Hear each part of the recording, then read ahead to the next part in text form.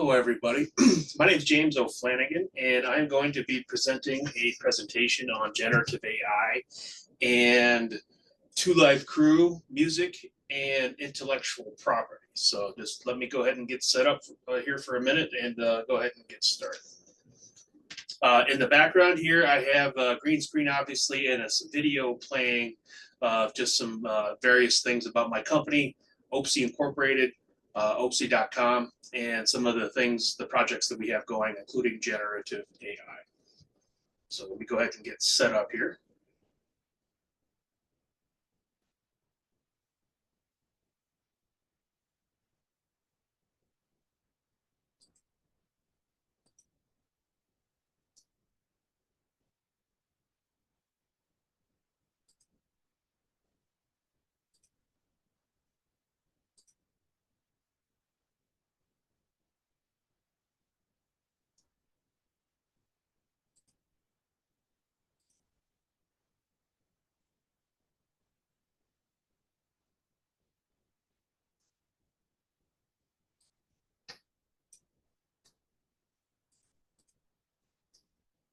Okay. All right, we are ready to go. So let's get to it. Okay, this is Gen AI Con, and my name is James O'Flanagan. I'm the president and chief engineer of Oapsie Incorporated, and we are a full-service engineering firm. We specialize in things like mechanical engineering, also computer science topics, computation, finite element analysis, and artificial intelligence. So that's why we are here today. The topic at hand is intellectual property and how that affects training data sets that train the current generation of generative AI models. This current generation is about 2 or 3 years old. Generative AI has been around for a little longer than that. But artificial intelligence has been around since the 1950s. So we're going to talk about all that background and how the intellectual property aspect of it pertains to some hip hop music, or how the music pertains to generative AI, specifically 𝐂𝐿𝐴. There's a Supreme Court decision that we are going to talk about and how that applies to generative AI. Okay, first, just some housekeeping things. Intellectual property.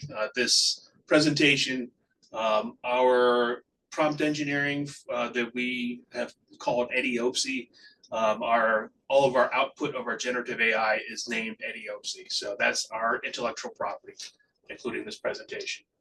Confidentiality, I guess that doesn't apply here. Summary. Okay, here's the summary of the presentation. Summary outline. We've got an image salad that's similar to a word salad. My biography, history of patent law and intellectual property, the fair use doctrine, which is a subset of that law, an introduction to generative AI, the sample we're talking about. So why fair use is related to hip hop, related to generative AI. So that's the next several sections. And then fair use in the future. So what's going to happen? So long story short, I think the Supreme Court's going to have to rule in the next couple of years on this before anybody really is able to make a whole lot of money off of generative AI.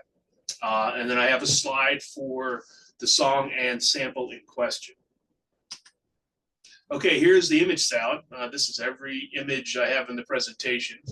You can review it later if you'd like, but in the center basically is a presentation, this conference, my company, and all the topics we're talking about today, including my own background. That's all mixed in here. Okay, I just covered this a couple of minutes ago. We'll talk about it again briefly. AI technology has been around since the 50s. Basically, it's concurrent with computers, computation.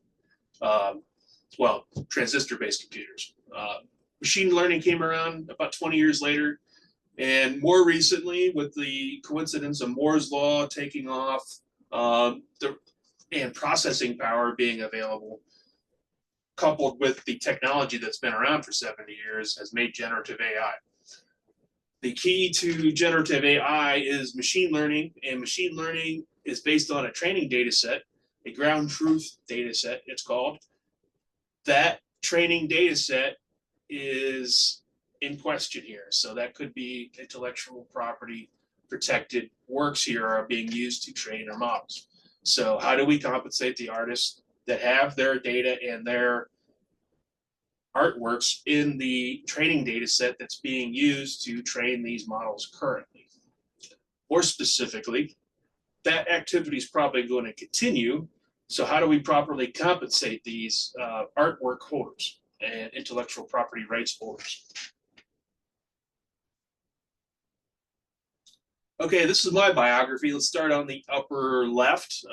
That's my family, Becca and I, and my kids, Azra and Eli, my dogs, Buffy and Bones.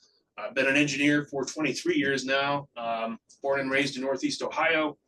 I've got a master's degree in engineering management and a undergraduate degree in computer engineering, and a lot of experience in many different industries that you can see down here in the lower left-hand corner.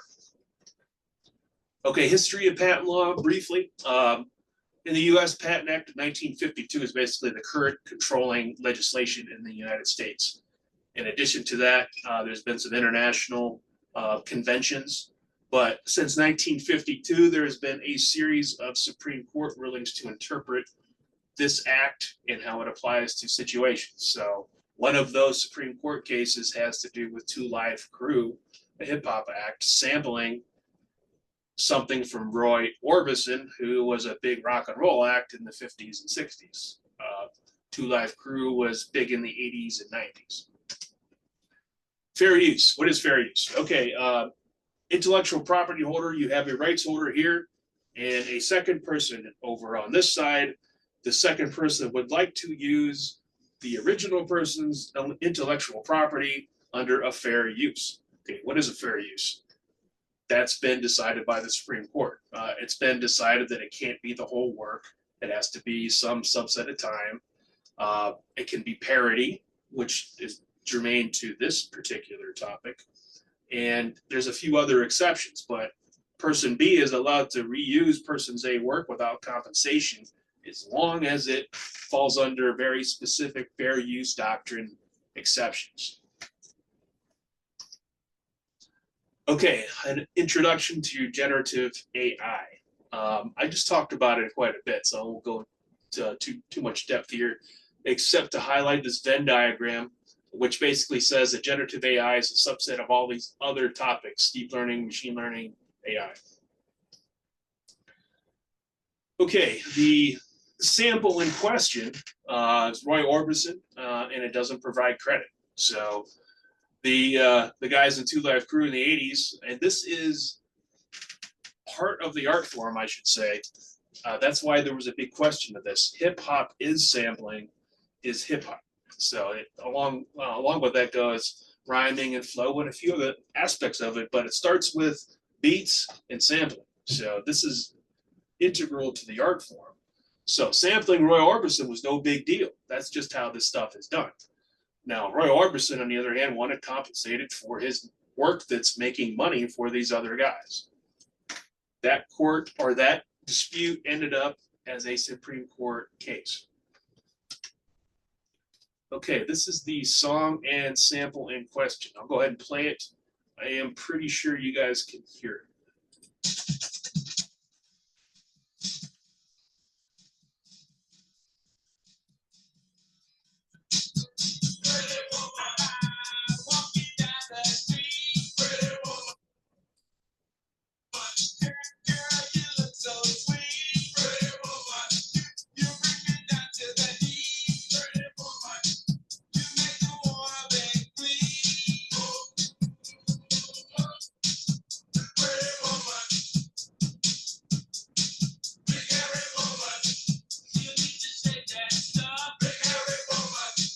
One of 2 Live Crew's big calling cards is raunchiness, so sex.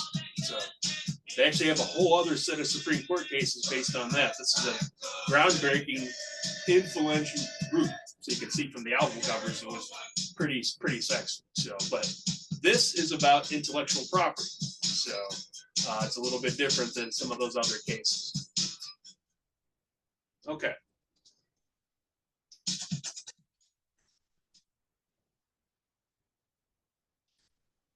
The Supreme Court case, Campbell v. Acuff-Rose Music. I believe that's the production company behind 2 Live Crew. So I just talked about some of those issues. How does 2 Live Crew compensate the sampled music? So what it came down to is that the fair use doctrine itself came out of the Supreme Court case. So it was ruled that the sample in question here, as long as it met certain criteria, and the sample itself you just heard, which is basically the guitar riff, as long as it was short enough, basically they could use it. They ended up compensating Mr. Orbison anyway for his use of his sample to basically end the dispute. But the doctrine remained fair use and certain exceptions. Those rules for fair use have changed a bit since '94, I think, when this case was brought down. But again, fair use itself was established then. Okay, here's some references, and that is it for the presentation. So how does this apply to generative AI? You could probably see the parallel now between hip-hop artists sampling someone else's music, an older artist's music, and creating something new out of it. That is exactly what generative AI does, just on a broader scale. It can do it with music, it can do it with words, it can do it with video. But it takes an original art, does some new stuff to it, and possibly includes it in a new art that's supposed to be substantially different. That's what the fair use doctrine is that process of the second person using the first one. Now, how this applies to generative AI, there's some court cases that are in various states, and more importantly, various federal court districts in the United States, which makes it more likely for the Supreme Court to take it up quickly, especially if there are competing rulings in various federal districts in the US. So this practice won't stop. It's too ubiquitous now. So what's going to happen, or in my opinion, the thing in question now is how to compensate original artwork holders that exist in these training data sets, how they're identified, how data goes in them, and how data comes back out. So there has to be a lot more transparency to that process, I think.